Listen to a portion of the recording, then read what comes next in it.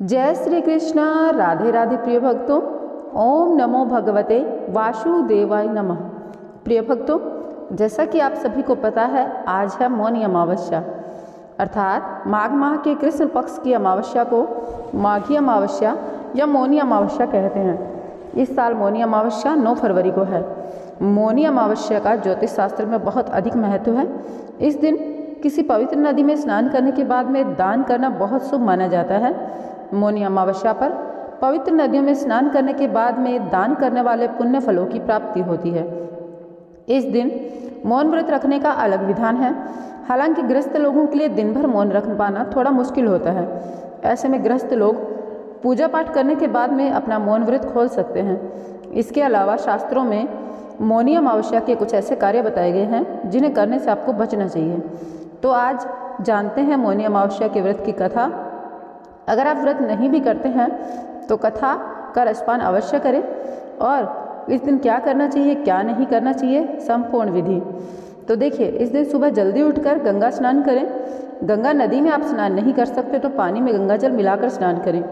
स्नान करने के बाद में सूर्य देवता को अर्घ्य दें। ध्यान रहे, स्नान करने से पहले कुछ बोले नहीं। मौनी अमावस्या के दिन ज़्यादा से ज़्यादा ध्यान, प्रार्थना व अन्य धार्मिक कार्यों में करें। इस दिन दान करें, ज़रूरतमंद लोगों की मदद करें। निस्वार्थ कार्य करना इस दिन शुभ फलदायी होता है। इस दिन आपको मांस, मदिरा, तामसिक भोजन का सेवन नहीं करना चाहिए। साथ ही जितना हो सके मौन रहने की कोशिश करें। झूठ बोलने से बचें, नहीं तो इसका उल्टा प्रभाव आपके जीवन पर पड़ेगा। तो चलिए, इसकी जो कथा है उसका रसपान करते हैं। मौनी अमावस्या जो है उसकी कथा सुनने से पहले मैं आप लोगों से एक चीज़ और कहना चाहूँगी। अगर आपने चैनल को सब्सक्राइब नहीं किया है तो चैनल को सब्सक्राइब कर लें और वीडियो को लाइक कर दें अगर अभी तक नहीं किया है तो। और कमेंट बॉक्स में लिखें हरिओम या फिर जय श्री कृष्ण, राधे राधे। देखिए, लोक गाथा के रूप में मैं आप लोगों को एक कथा जो है माँ नर्मदा की वह सुनाने वाली हूँ, जो कि बार बार सुनी जाती है। और न जाने एक स्त्री जाति का वह कौन सा अव्यक्त दर्द है इस कथा के लिए जो मुझ में बहता चला जाता है। नर्मदा नदी की तड़प, वेदना, अपमान की पीड़ा और अपने स्वत्व और स्त्रीत्व की क्रोध अग्नि, हर मनोभाव को कहीं गहरे भाव तक आप इसमें अनुभूति करेंगे। कहते हैं नर्मदा ने अपने पति प्रेमी सोनभद्र से धोखा खाने के बाद में आजीवन कुंवारी रहने का फैसला किया। वो उसके पति नहीं थे, प्रेमी थे, क्योंकि वह उनको सब कुछ मान चुकी थी। लेकिन क्या वह सचमुच गुस्से की आग में चीर कुंवारी बनी रही, या प्रेमी सोनभद्र को दंडित करने का यही बेहतर उपाय लगा कि आत्मनिर्वासन की पीड़ा को पीते हुए स्वयं पर भी आघात किया जाए। तो चलिए सुनेंगे इस कथा को। नर्मदा और सोनभद्र की शादी होने वाली थी। विवाह मंडप में बैठने से ठीक ऐन वक्त पर नर्मदा को पता चला कि सोनभद्र की दिलचस्पी उसकी दासी जुहिला यह में ज़्यादा है।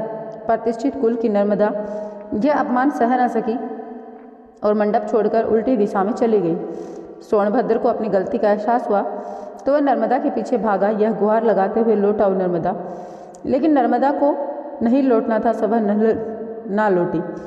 अब आप कथा का भौगोलिक सत्य देखिए कि सचमुच नर्मदा नदी भारतीय प्रायद्वीप की 2 प्रमुख नदियों गंगा और गोदावरी से विपरीत दिशा में बहती है, यानी पूर्व से पश्चिम की ओर।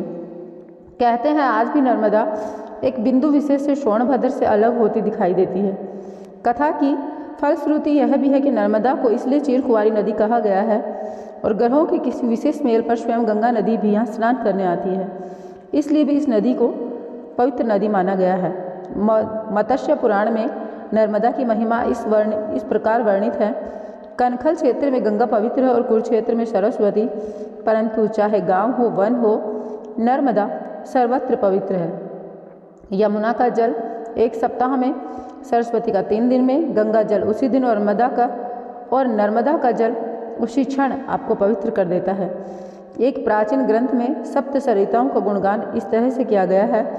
गंगे च यमुनेव चैव गोदावरी सरस्वती नर्मदा सिंधु कावेरी जल अस्मिन् संधिम कुरु। इस कथा में नर्मदा, कावेरी नदी और सोनभद्र को के नाम से जाना गया है। नदी यानी पुरुष रूप होता है।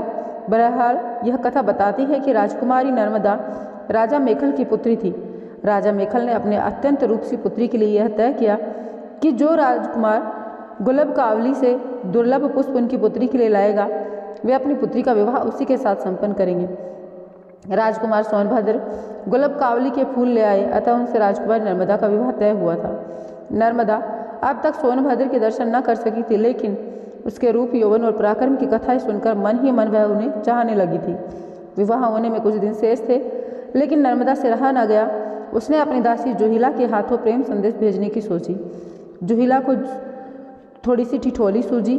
उसने राजकुमारी से अपने वस्त्र आभूषण मांगे और चल पड़ी राजकुमार से मिलने। सोनभद्र के पास पहुंची तो राजकुमार सोनभद्र उसे ही नर्मदा समझने की भूल कर बैठा। जुहिला की नियत में भी खोट आ गया। जुहिला, मैं आपको बता दूं, नर्मदा की दासी थी। राजकुमार के प्रणय निवेदन को वह ठुकरा न सकी। इधर नर्मदा का सब्र का बांध टूटने लगा। दासी जुहिला के आने में देरी हुई तो स्वयं चल पड़ी सोनभद्र से मिलने। वहां पहुंचने पर सोनभद्र और जुहिला को साथ देखकर वह अपमान की भीषण आग में जल उठी। तुरंत वहां से उल्टी दिशा में चल पड़ी, कभी भी ना लौटने के लिए। सोनभद्र अपनी गलती पर पछताता रहा, लेकिन स्वाभिमान और विद्रोह की प्रतीक बनी नर्मदा पलट कर नहीं आई। अब आपको बताएं कि ये जो सत्य देखिए कि जयसिंह नगर के ग्राम बरहा के निकट जुहिला नदी को दूषित नदी माना जाता है। पवित्र नदियों में इसे शामिल नहीं किया गया, क्योंकि सोनभद्र नद से वाम प्रस्थ में दशरथ घाट पर इनका संगम होता है और कथा में रूठी राजकुमारी नर्मदा कुमारी अकेली उल्टी दिशा में बहती दिखाई देती है। रानी और दासी के राजवस्त्र बदलने की प्रथा जो है इलाहाबाद के पूर्वी भाग में आज भी प्रचलित है। अब एक अन्य कथा के अनुसार हजारों वर्ष पहले की बात है। नर्मदा जी नदी बनकर जन्मी थी, सोनभद्र नद बनकर जन्मे थे। दोनों के घर पास थे। दोनों अमरकंट की पहाड़ियों में घुटनों के बल चलते, चिढ़ते चिढ़ाते, हंसते रूठते। दोनों का बचपन खत्म हुआ। दोनों किशोर हुए। लगाव और बढ़ने लगा। गुफाओं, पहाड़ियों में ऋषि मुनि व संतों ने डेरे डाले। चारों ओर यज्ञ पूजन होने लगा। पूरे पर्वत में हवन की पवित्र संविधाओं से वातावरण उद्दीपित होने लगा। इसी पावन माहौल में दोनों जवान हुए और उन दोनों ने कस्में खाई जीवन भर एक साथ रहने की, एक दूसरे को धोखा नहीं देने की। एक दिन अचानक रास्ते में सोनभद्र के सामने नर्मदा की सही जुहिला नदी आ धमकी। 16 श्रृंगार किए हुए, वन का सौंदर्य लिए वह भी नवयुवती थी। उसने अपने अदाओं से सोनभद्र को मोह लिया। सोनभद्र अपनी बाल सखी नर्मदा को भूल गया। जुहिला को भी अपनी सखी के प्यार पर डोरे डालते लाज न आई। नर्मदा ने बहुत कोशिश की सोनभद्र को समझाने की, लेकिन सोनभद्र तो जैसे जुहिला के लिए बावला ही हो गया था। नर्मदा ने किसी ऐसे असहनीय क्षण में निर्णय लिया कि धोखेबाज के साथ से अच्छा है इसे छोड़कर चले जाना। कहते हैं तभी से नर्मदा ने अपनी दिशा बदल ली। सोनभद्र और जुहिला ने नर्मदा को जाते देखा। सोनभद्र को दुख हुआ, बचपन की सखी उसे छोड़कर जा रही थी।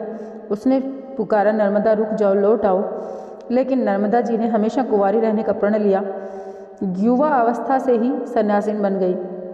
रास्ते में घनघोर पहाड़ियाँ आई, हरे भरे जंगल आए, पर वह रास्ता बनाती चली गई। कलकल छल छल का शोर करती हुई बढ़ गई।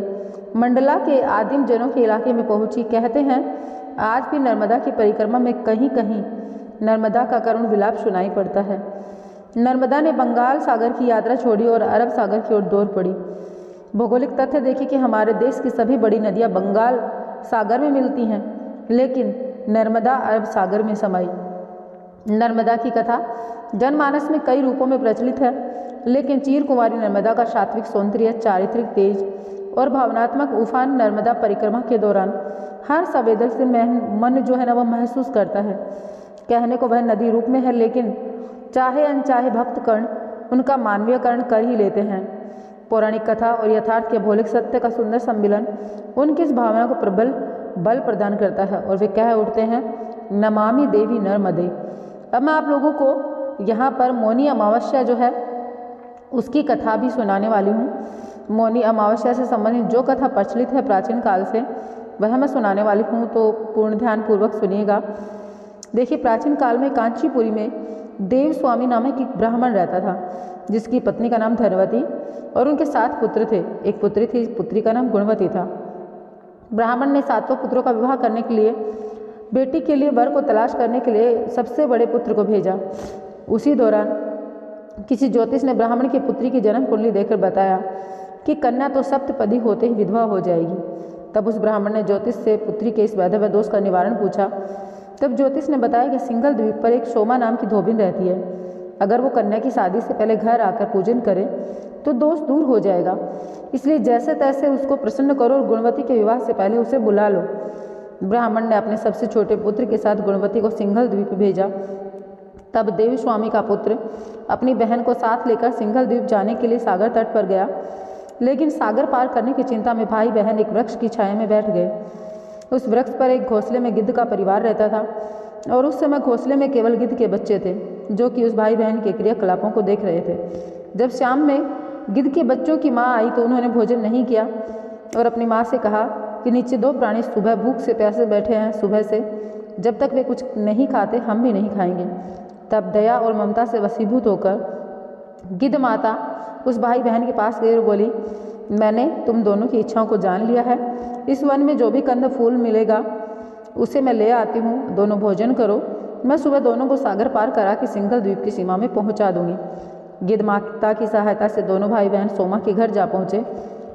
सोमा के घर में रोजाना सुबह उठकर गुणवती झाड़ना, पूछना और लीपना कर देती थी। एक दिन सोमा ने अपनी बहुओं से पूछा कि हमारे घर इतनी जल्दी कौन बुहारता है, कौन लीपता है, कौन पोतता है? तब सभी बहुओं ने कहा, हमारे अलावा और कौन इस बाहर से आकर इस कार्य को करने आएगा। लेकिन सोमा ने कहा कि उसे उनकी बातों पर विश्वास नहीं है, क्योंकि आज तक ऐसा कभी नहीं हुआ। इस रहस्य को जानने के लिए वह सारी रात्रि जागी और सब कुछ अपनी आंखों से प्रत्यक्ष देखने के इंतजार में सुबह तक इंतजार किया। सुबह उसने देखा कि गुणवती आकर सारा कार्य करती है। उसने इस संबंध में जब गुणवती से और उसके भाई से बात की तो सारी बातें पता चली।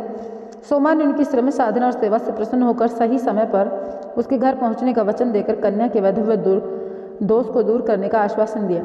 लेकिन गुणवती के भाई ने उसे अपने साथ चलने का आग्रह किया और आग्रह को स्वीकार करके सोमा ने उन दोनों के साथ चलने की ठान ली। सोमा ने अपनी बहुओं से कहा, अगर मेरी अनुपस्थिति में किसी की मृत्यु हो जाए तो उसको शरीर को नष्ट मत करना, मेरा इंतजार करना। सोमा गुणवती और अपने भाई के साथ उसके भाई के साथ कांचीपुरी चली गई। दूसरे दिन गुणवती के विवाह का कार्यक्रम हुआ और सप्तपदी होते ही गुणवती का पति मर गया। तब सोमा ने तुरंत अपने संचित पुण्यों का फल गुणवती को प्रदान किया, जिससे उसका पति जीवित हो उठा। तब सोमा उन्हें आशीर्वाद देकर अपने घर चली गई और उधर गुणवती का पुण्य फल देने से सोमा के पुत्र जामाता और पति की मृत्यु हो गई। तब सोमा ने पुण्य फल संचित करने के लिए पीपल वृक्ष की छाया में भगवान विष्णु का पूजन करके 108 परिक्रमाएं की, जिसके पूर्ण होते ही सोमा के परिवार के मृतक जन जीवित हो उठे। मौनी अमावस्या व्रत कथा का यहाँ पर आप ये जो चीज़ है ना, जैसे पीपल की वृक्ष की पूजा करना और 108 फेरी लगाना, यह आप अवश्य करें, क्योंकि इसके करने से आपके जीवन में भी कभी कोई कष्ट न होगा और कोई भी परेशानी नहीं होगी। आपके जीवन में भी सदैव सर्वदा के लिए खुशियों का वास होगा।